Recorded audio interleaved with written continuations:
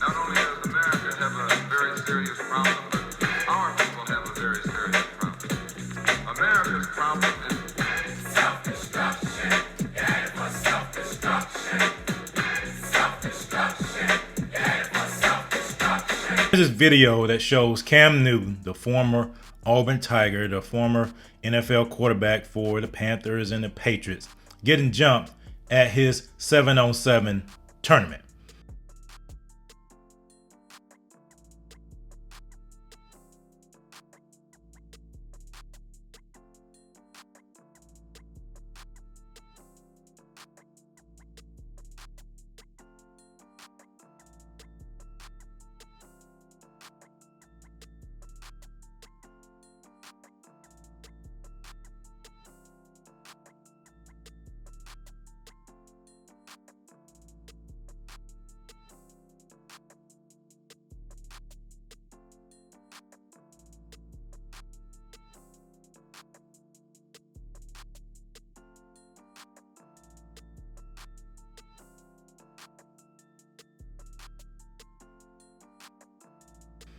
So why am I talking about it? Because this plays into this narrative that as a community, black people are savages, that black people, especially black men, do not have any sense of self-control.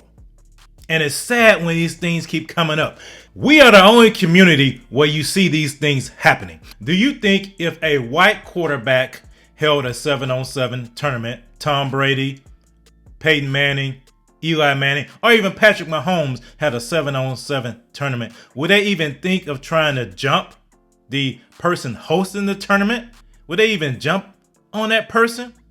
And it's sad because what has happened in the community is when the community has left God, has left the biblical worldview, the fear of God has vanished. The respect of authority has vanished. That is what happens when you have a community that is out of order.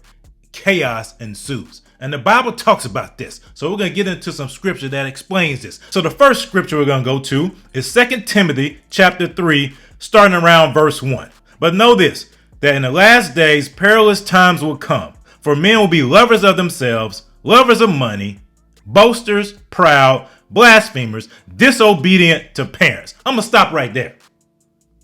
Disobedient to parents, unthankful. Those children should have been thanking Cam Newton for having that tournament. Those parents should have been thanking Cam Newton for having that tournament. Despite what you think about Cam Newton, despite all his antics, despite what he's done, you have to have respect for a person that is willing to put this thing on. But you know what's happened in the black community, in our community? Children have no respect for their parents. Therefore, children have no respect for their authority. And they don't understand that when it says in Ephesians chapter 6, verse 1, children, obey your parents in the Lord, for this is right. Honor your father and mother, which is the first commandment with promise, that it may be well with you and you may live long on the earth. But let me tell you what has happened.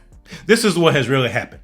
When the black community in particular has allowed outside influence, and the church, that's why I call them church plants, that's why I call them the saboteurs of the black community, when they have allowed this culture of death, speaking of abortion, to not only come into the community, but settle down, the value of life has vanished. The value of life no longer matters. And therefore, when you don't value life, you're not going to respect life. And therefore, you're not going to respect your parents. And then when you have this culture of having babies outside of marriage, babies outside of wedlock, totally disrupting the biblical order, totally abandoning and throwing off the guardrails that God has given us, what do you expect to happen? You were raising, and a lot of these people that were fighting with Cam Newton weren't children. They were adults, but they were brought up in this culture of not respecting authority and not respecting others. So therefore, you don't care if it's Cam Newton or not. He's just a black man that's up there you want to fight with. Why are we so quick to fight each other? And that is why when homicide is a leading cause of death for non-Hispanic black male teenagers, with more than 2 of every 5 deaths due to homicide. Let that sink in. Seriously. Let's keep it real. I do on this channel is a biblical conservative channel. Everything I do on this channel is coming from a biblical viewpoint. This is disturbing, man. That's why I say we are being programmed for extinction. Because we don't settle arguments the way that we should. We settle arguments through violence. We have arguments over petty stuff. We shoot each other over materialistic things. We shoot each other over things that really don't matter. Parents don't want to discipline their children anymore because the parents are trying to live the same kind of life as their children. So you got babies raising babies, and therefore it is creating a pandemic within our own community. And yet we have all these churches on the corner and nothing changes. That's why I get so frustrated, because I know the power of God. I know once the true and living gospel is preached in these communities, things will change. But when the church, when the pastors exchange the truth of the gospel for the lie of government security, that's when everything went haywire. So until we're able to rectify that, we are continuing to raise a generation of people, especially young black boys, that have no other recourse but violence.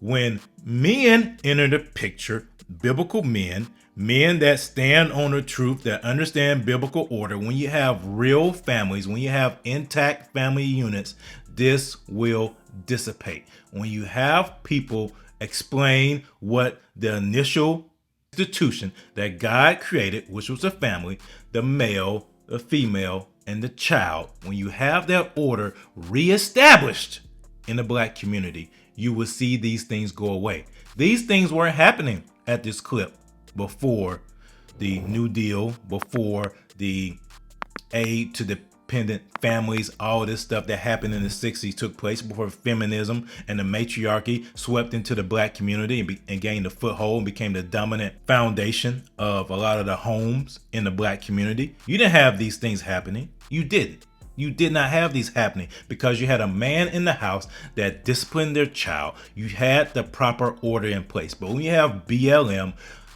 elevating the matriarchy, wanting to destroy the patriarchy, when you have socialism and Marxism, which is solely bent on destroying the family unit, this is what you get. We're better than this. I know we're better than this because I've seen it. I've experienced it. This is not the path that we need to go down. This is a path people are leading us down because they're looking to replace us.